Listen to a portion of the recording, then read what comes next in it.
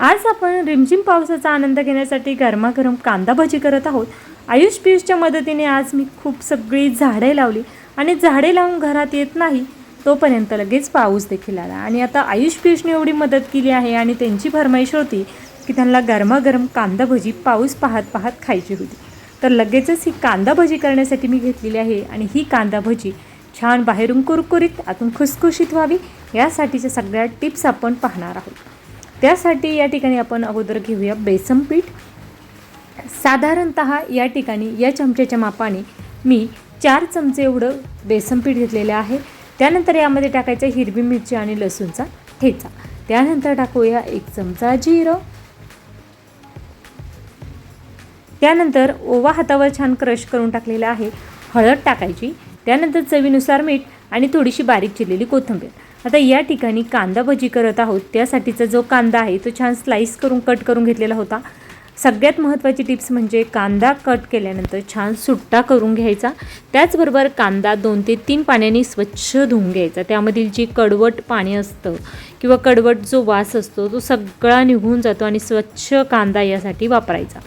त्यानंतर अगदी थोड्याशा पाण्याचा वापर करून हे कांदा भजीसाठीचं पीठ मिक्स करायचं। खूप जास्त पीठामध्ये पाणी टाकायचं नाही। जेवढा जास्त आपण कांदा त्यामध्ये मॅश करीत हे पीठ भिजवून घेऊ तेवढं जास्त कांद्याचा जो फ्लेवर आहे तो पिठामध्ये उतरतो। हे पहा अशा पद्धतीने। त्यानंतर अगदी थोड्या पाण्याचा वापर करून मी हे पीठ भिजवून घेत आहे। खूप जास्त पाण्याचा वापर करणार नाही। हे पहा अशा पद्धतीने। तोपर्यंत आपण तेल देखील तापण्यासाठी ठेवलेलं आहे। तेल छान कडकडीत गरम होत आहे तोपर्यंत आपण पीठ देखील छान असं मिक्स करून घेऊया। यामध्ये टाकूया थोडासा खाण्याचा सोडा आणि खाण्याचा सोडा ॲक्टिवेट करण्यासाठी त्यावर टाकायचं थोडंसं पाणी आणि छान असं मिक्स करून घ्यायचं। आता बऱ्याचदा तुमची भजी जर खूप जास्त तेल पिणारी होत असतील तर त्यामध्ये तुमच्याकडून खाण्याचा सोडा देखील जास्त टाकला जाऊ शकतो। त्यामुळे देखील तुमची भजी ही खूप जास्त तेल पिणारी होतात। ही सिक्रेट टिप्स आहे। त्यानंतर तेल छान गरम झाल्यानंतर गॅसचा फ्लेम हा मध्यम केलेला आहे आणि मध्यम आचेवर सगळी कांदा भजी या ठिकाणी आपण तळून घेणार आहोत। सुरुवातीला तेलाचं टेम्परेचर लक्षात घेण्यासाठी खूप जास्त भजी एकाच वेळेस तळायची नाही। अगदी भजी तळताना तेलामध्ये थोडीशी जागा देखील राहायला हवी आणि अगोदरच गॅस खूप मोठा असेल तर गॅस नंतर मध्यम करायचा आणि मध्यम आचेवर छान अशी ही भजी तळून घ्यायची। त्यामुळे बाहेरून भजी छान कुरकुरीत होतात आणि आतून देखील छान खुसखुशीत होतात। आतपर्यंत छान अशी तळली जातात। अशा पद्धतीने छान असं तेल निथळून घ्यायचं। त्यामुळे भजी देखील खूप जास्त तेलकट होत नाही।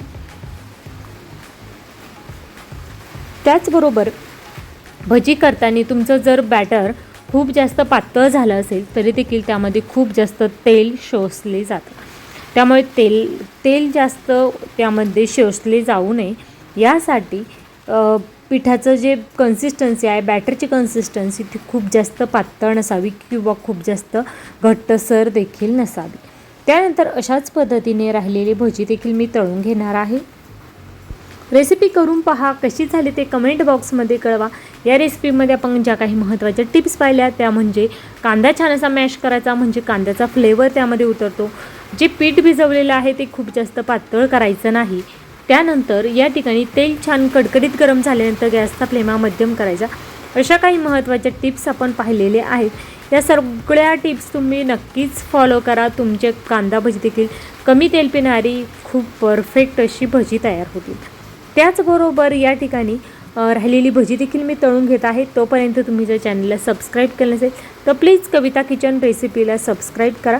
सबस्क्राईबसोबत घंटीच्या बटनवर क्लिक करून ऑलवर क्लिक करा, जेणेकरून ज्यावेळी मी रेसिपी यूट्यूबवर शेअर करत असते त्यावेळेस त्या रेसिपीची नोटिफिकेशन ही तुमच्या मोबाईलवर येईल आणि कोणती रेसिपी मी यूट्यूबवर शेअर केली आहे ते समजण्यास मदत होईल।